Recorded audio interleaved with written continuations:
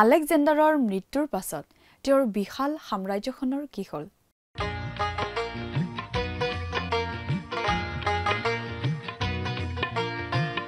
আজিৰে পবিত্ৰ ক্ষণতে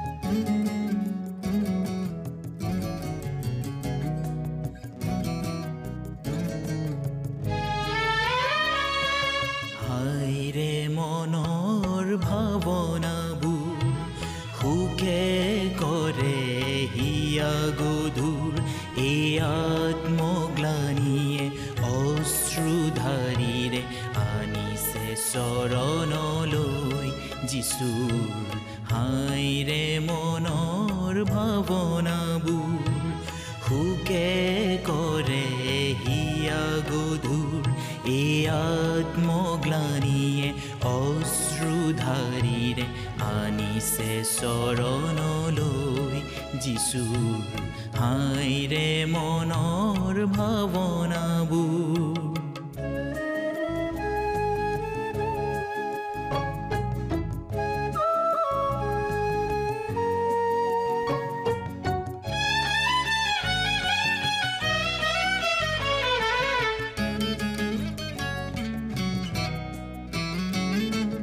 বন্দী ভাৱৰ দাৱৰ খেলা প্ৰাণৰ সুপনি।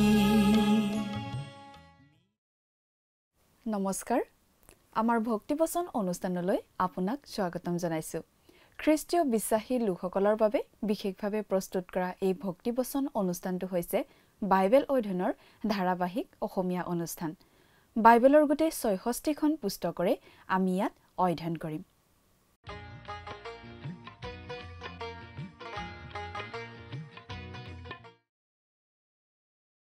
প্ৰিয় দৰ্শক, আপুনি যদি আমাৰ এই অনুষ্ঠানটো নিয়মিতভাৱে শুনি আছে তেনেহ'লে আপুনি নিশ্চয় জানে যে আমি আমাৰ আগৰটো অনুষ্ঠানত বাইবেলৰ পুৰণি নিয়ম খণ্ডৰ দানিয়েল নামৰ পুস্তকখনৰ ৭ নম্বৰ অধ্যায়ৰ ১ নম্বৰ পদৰ পৰা ৩ নম্বৰ পদলৈকে পঢ়ি তাৰ ভিত্তিত আগবঢ়োৱা আলোচনা শুনিবলৈ পালোঁ।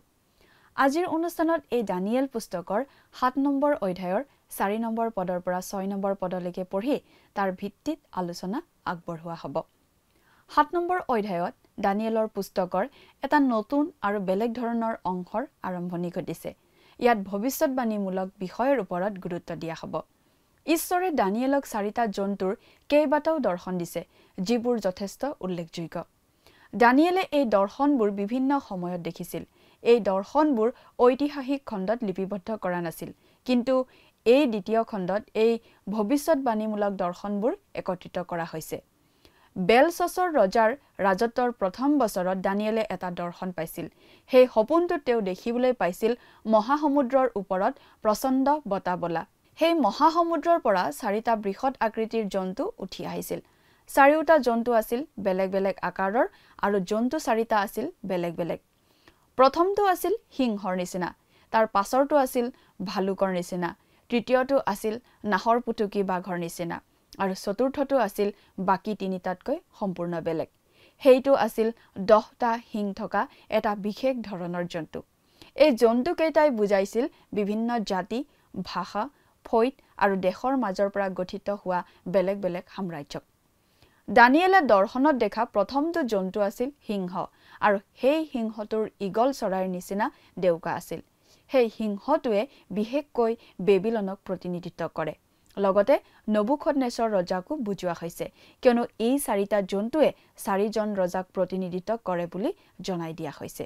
এই সিংহটোৰ ডেউকা আছিল ঈগলৰ, গতিকে ই এটা অস্বাভাৱিক সিংহ। এই ঈগলৰ ডেউকাবোৰে বেবিলনৰ সৈন্যবাহিনীক দ্ৰুতগতিত আগুৱাই নিয়াৰ ক্ষমতাক বুজায়, যিটো ইতিহাসৰ মাজেৰে যিকোনো মহান বিশ্ব শক্তিৰ ৰহস্য হৈ আহিছে। নবুখদনেছৰৰ সৈন্যবাহিনীক দ্ৰুতগতিত আগুৱাই নিয়াৰ ক্ষমতা আছিল, আৰু সেইটোৱে তেওঁক বিশ্ব জয় কৰি বাবিলনক এটা শক্তিৰ পৰ্যায়লৈ লৈ আহিছিল। এনেকুৱাই আছিল মহামতী আলেকজেণ্ডাৰ, ৰোমান চিজাৰ আৰু অৱশ্যে নেপোলিয়নৰো যুদ্ধ জয়ৰ গোপন ৰহস্য। কথাবোৰ অধিক বহলাই চাবলৈ আহকচোন। এতিয়া আমি মূল আলোচনাটোৰ মাজলৈ আগবাঢ়ি যাওঁ। আমাৰ মহান ত্ৰাণকৰ্তা প্ৰভু যীশুখ্ৰীষ্টৰ নামত নমস্কাৰ প্ৰিয় শ্ৰোতা। যোৱা অনুষ্ঠানত আমি এই দানিয়েল পুস্তকখনৰ 7 নম্বৰ অধ্যায়ৰ 3 নম্বৰ পদলৈকে পঢ়ি আমাৰ আলোচনা আগবঢ়াইছিলোঁ, নহয়নে বাৰু? গতিকে আজিৰ অনুষ্ঠানত আমি এই দানিয়েল পুস্তকখনৰ 7 নম্বৰ অধ্যায়ৰ 4 নম্বৰ পদৰ পৰা আমাৰ আলোচনা আগবঢ়াই নিব খুজিছোঁ। এই দানিয়েল পুস্তকখন হৈছে এখন ইতিহাসমূলক পুস্তক আৰু লগতে এখন ভাৱবাণীমূলক অৰ্থাৎ ভৱিষ্যৎবাণীমূলক পুস্তক। প্ৰথম 6টা অধ্যায়ত আমি বিশেষকৈ ইতিহাসমূলক কথাবিলাক পাওঁ আৰু পাছৰ 6টা অধ্যায়ত আমি বিশেষকৈ ভাৱবাণীমূলক কথাবিলাক পাওঁ। কিন্তু দুয়োখিনি কথাৰ যোগেদি আজি আমাৰ শিকিবলগীয়া অনেক কথা আছে। প্ৰিয় শ্ৰোতা, আমি প্ৰায়েই উল্লেখ কৰি আহিছোঁ যে যিহেতু আমাৰ এই অনুষ্ঠানটো বাইবেল অধ্যয়নৰ অনুষ্ঠান, গতিকে এই অনুষ্ঠানটো শুনাৰ সময়ত লগত বাইবেলখন লৈ ল'লে ভাল হয়। আপুনি আপোনাৰ লগত বাইবেল মেলি লৈছেনে? আহক এতিয়া আমি মূল কথালৈ আগবাঢ়ি যাওঁ।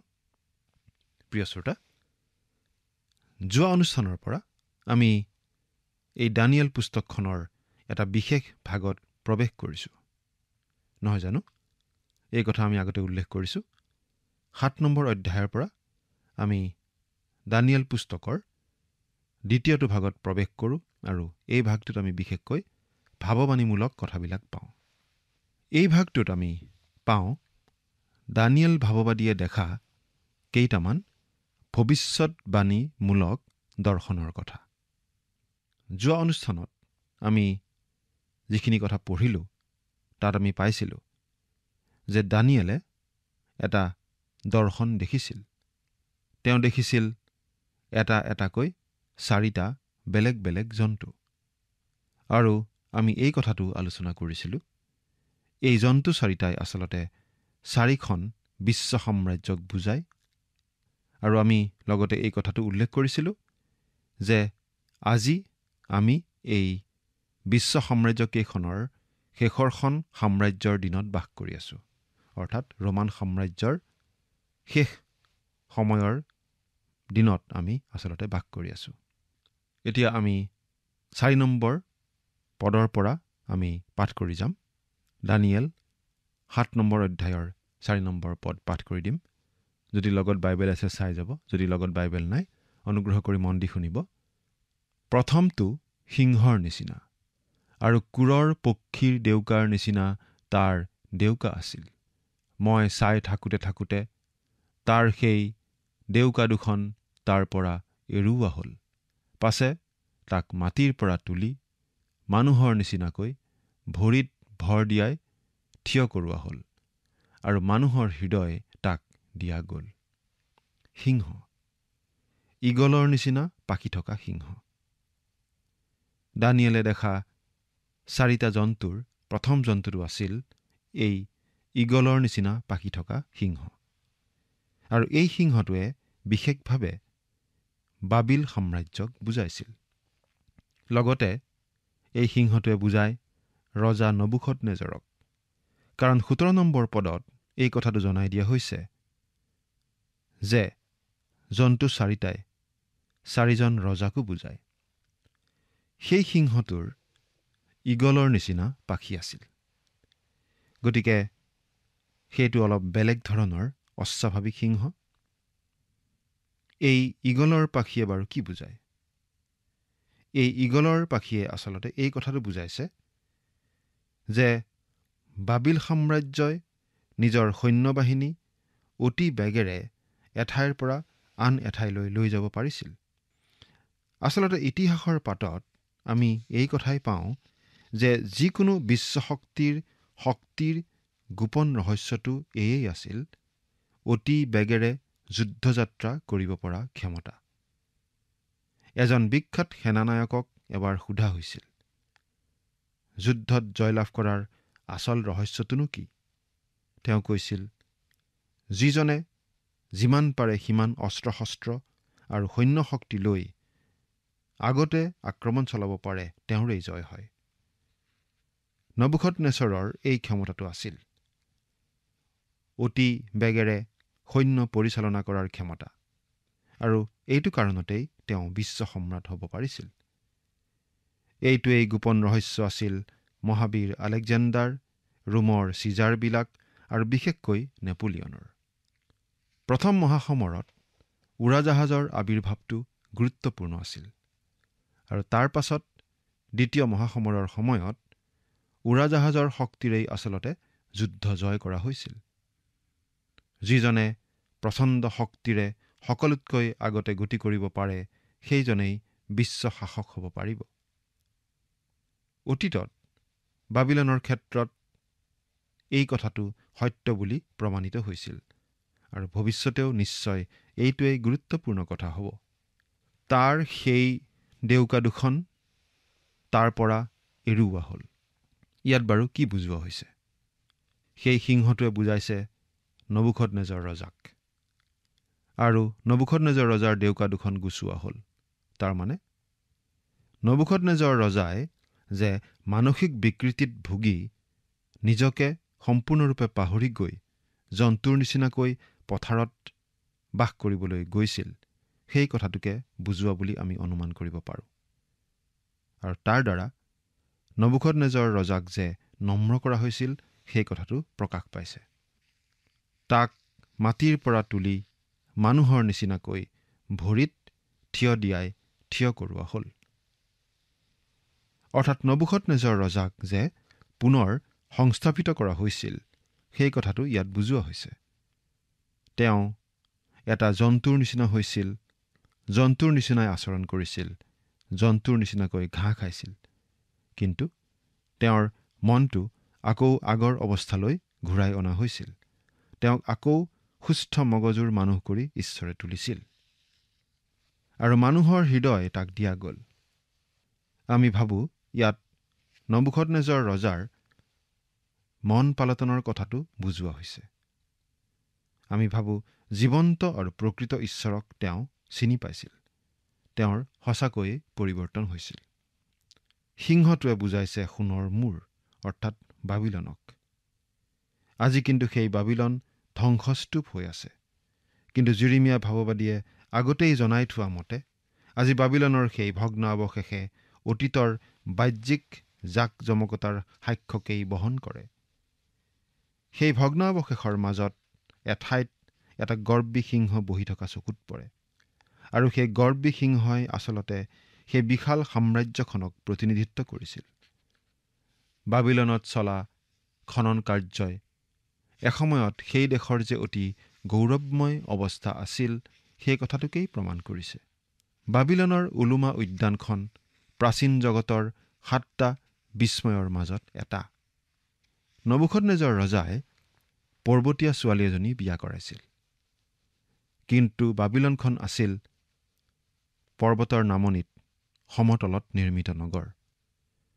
গতিকে তেওঁ সেই উলুমা উদ্যানখন নিৰ্মাণ কৰাইছিল যাতে ৰাণীৰ মনটো উৰুঙা উৰুঙা নালাগে, ঘৰলৈ যাতে মনত নপৰে।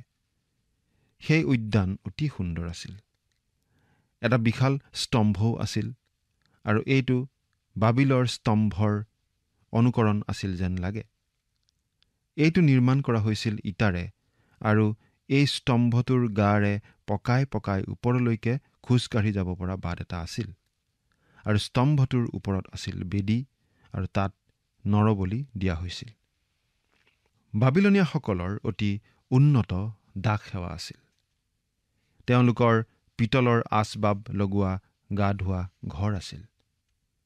তেওঁলোক আছিল অতি শিক্ষিত, আৰু বাবিলনত এটা বিশাল পুথিভঁৰাল আছিল। নগৰখনৰ চাৰিওফালে আছিল এখন 300 ফুট ওখ দেৱাল, আৰু ইমান বহল দেৱাল যে 4খন ৰথ একেলগে চলি যাব পাৰিছিল। সেই ওখ দেৱালে নগৰখনক সুৰক্ষা দিছিল।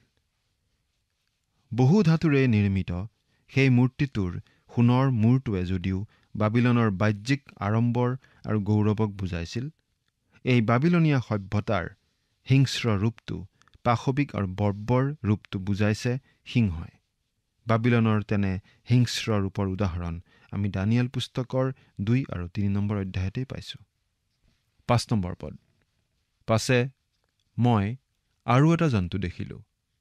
সেই দ্বিতীয় জন্তু ভালুকৰ নিচিনা। সি এফালৰ ভৰিৰে ভৰ দি উঠিল।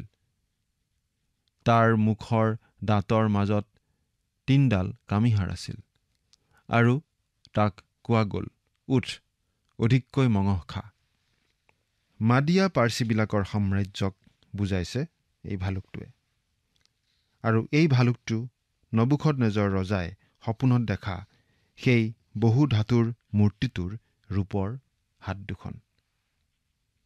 এই ভালুকটোৰ বিষয়ে কোৱা হৈছে যে সি এফালৰ ভৰিৰে ভৰ দি উঠিল।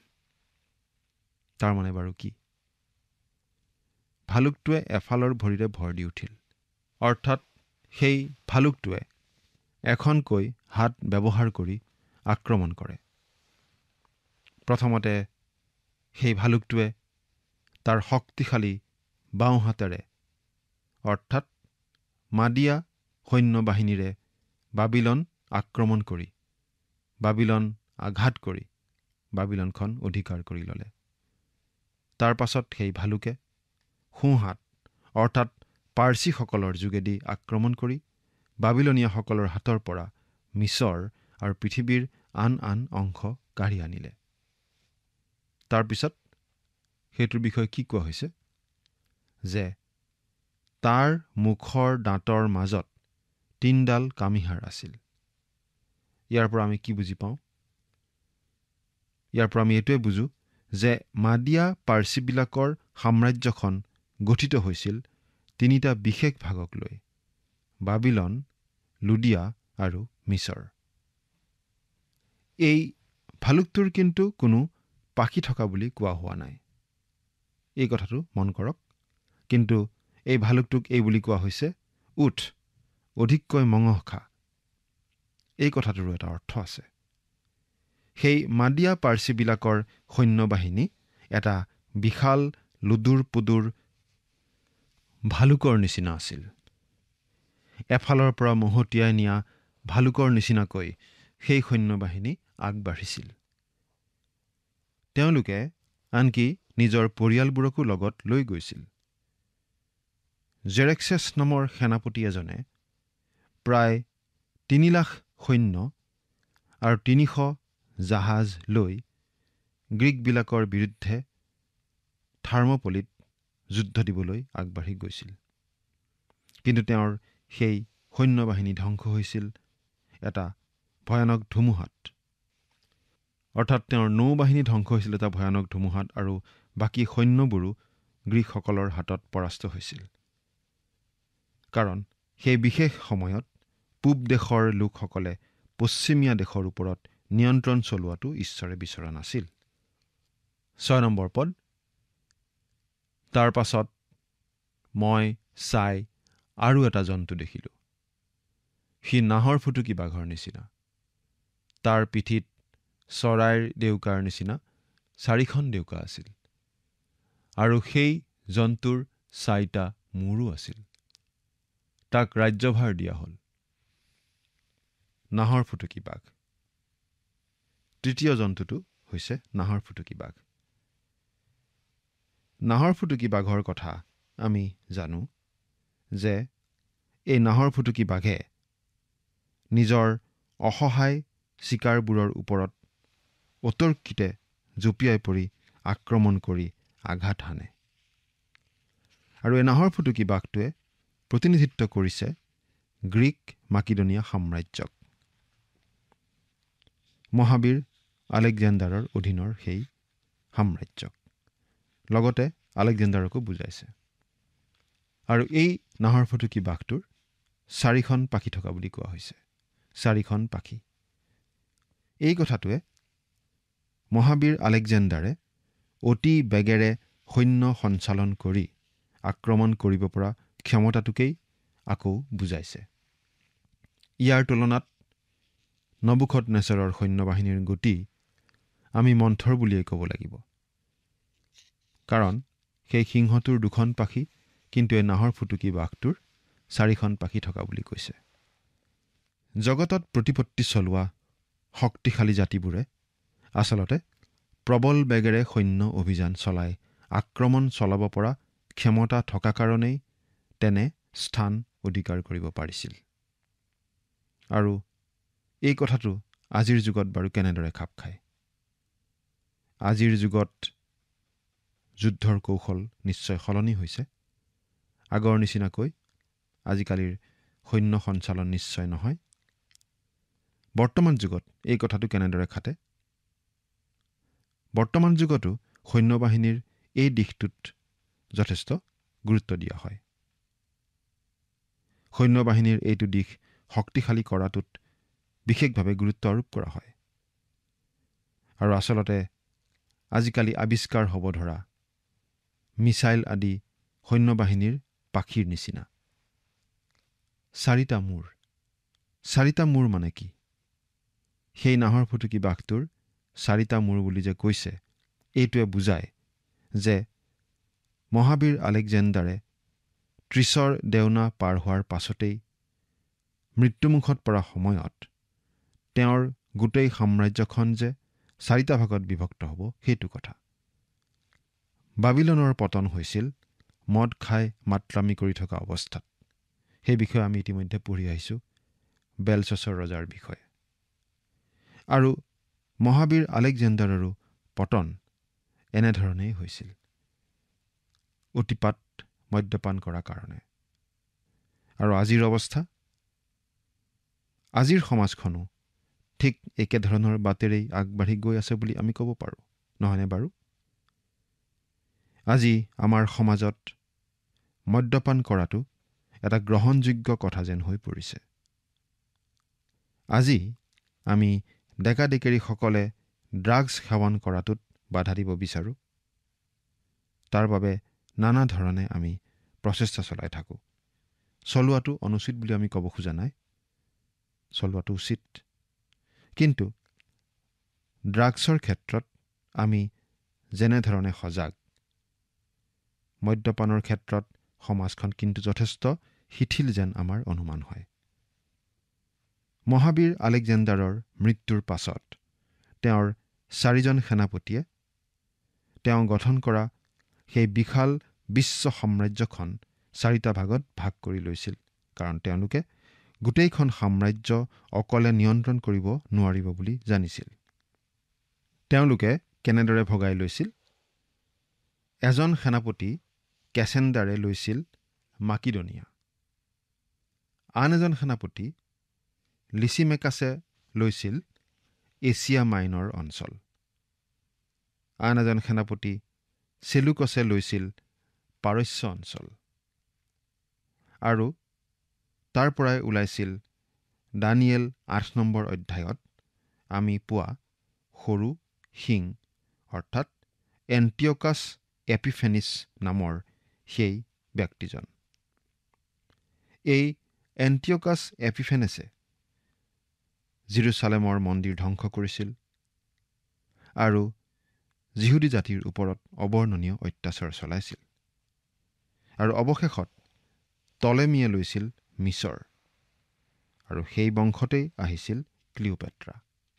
প্ৰিয় শ্ৰোতা, ইয়াত আমি যিখিনি কথা পাই আছোঁ, সেই কথাখিনি আচলতে আমি ইতিহাস বুলি ধৰিব নালাগে। বাইবেলত আচলতে গ্ৰীক মাকিডনিয়া সাম্ৰাজ্যৰ ঐতিহাসিক বিৱৰণ দিয়া হোৱা নাই, বা আন আন সাম্ৰাজ্যবিলাকৰ বুৰঞ্জীখন আমাক দিব খোজা হোৱা নাই।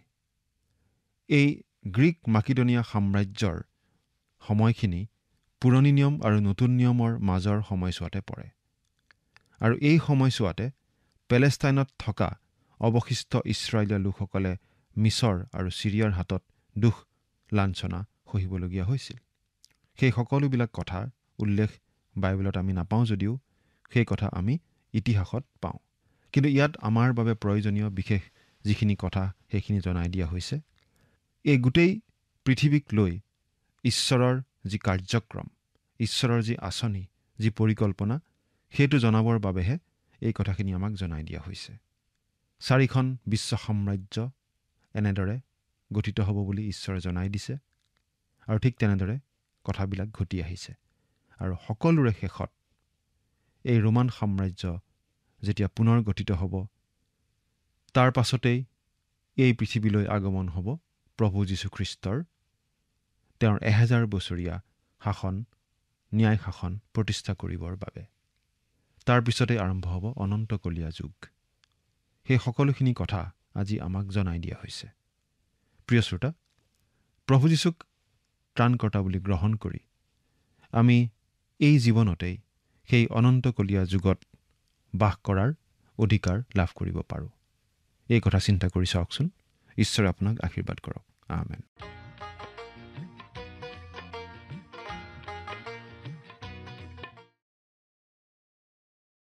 দানিয়েলে দৰ্শনত দেখা দ্বিতীয়টো জন্তু আছিল এটা ভালুক। এই ভালুকে প্ৰতিনিধিত্ব কৰে মাদিয়া পাৰ্চী সাম্ৰাজ্যক। তৃতীয় জন্তুটো আছিল নাহৰ ফুটুকী বাঘ। নিজৰ অসহায় চিকাৰৰ ওপৰত হঠাতে জঁপিয়াই পৰা গুণ থকা নাহৰ ফুটুকীয়ে গ্ৰীক সাম্ৰাজ্যক প্ৰতিনিধিত্ব কৰে, অৰ্থাৎ মহামতী আলেকজেণ্ডাৰক। সেই নাহৰ ফুটুকীৰ 4খন ডেউকাই আলেকজেণ্ডাৰে নিজৰ সৈন্যবাহিনীক দ্ৰুতগতিত আগুৱাই নিব পৰা আৰু হঠাতে আঘাত কৰাৰ ক্ষমতাক আৰু অধিক জোৰ দিয়ে। সেই নাহৰ ফুটুকীটোৰ 4টা মূৰ আছিল। আলেকজেণ্ডাৰৰ ক্ৰিছৰ ডেউনা পাৰ হোৱাৰ পাছতে মৃত্যু হয় আৰু তেওঁৰ মৃত্যুৰ পাছত তেওঁৰ সাম্ৰাজ্যখন 4 ভাগত বিভক্ত হয়। নাহৰ ফুটুকীটোৰ 4টা মূৰে এই 4 বিভাজনৰ কথাকে বুজাইছিল। আলেকজেণ্ডাৰৰ মৃত্যুৰ পিছত তেওঁৰ 4জন সেনাপতিয়ে তেওঁ স্থাপন কৰা বিশ্ব সাম্ৰাজ্যখন বিভক্ত কৰিলে, কাৰণ তেওঁলোকৰ প্ৰত্যেকেই জানিছিল যে তেওঁলোকে সমগ্ৰ বিশ্বখন নিয়ন্ত্ৰণ কৰিব নোৱাৰে। প্ৰিয় দৰ্শক, আজিলৈ আমাৰ অনুষ্ঠানটো ইমানতে সামৰণি মাৰিব খুজিছোঁ। পৰৱৰ্তী অনুষ্ঠানত আপোনালোকক পুনৰ লগ পোৱাৰ আশা ৰাখিছোঁ। সামৰণি মৰাৰ আগতে আহকচোন আমি খন্তেক সময় প্ৰাৰ্থনাত মূৰ দুৱাওঁ। স্বৰ্গত থকা অতি মৰমীয়াল দয়ালু পিতৃ ঈশ্বৰ, প্ৰভু তোমাক ধন্যবাদ দিছোঁ। সুন্দৰ সময় প্ৰভু তুমি আমাক দিয়াৰ বাবে, তোমাৰ পবিত্ৰ বাক্য অধ্যয়নৰ বাবে। দয়ালু মৰমীয়াল পিতৃ ঈশ্বৰ, এইমতে প্ৰাৰ্থনা কৰিছোঁ প্ৰতিজন দৰ্শকসকলৰ বাবে।